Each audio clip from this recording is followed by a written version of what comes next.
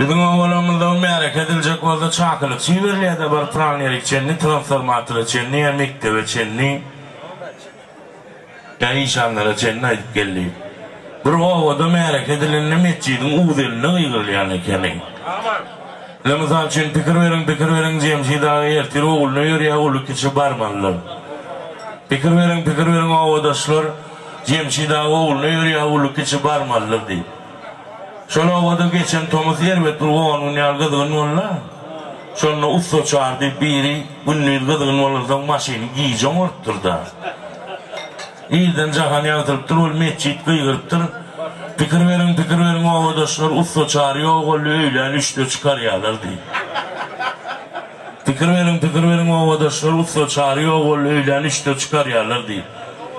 Usta çağıram garajından çıkıp pikirleniyor. Ovada ödülden başka usta çağrı hakkı yok diye.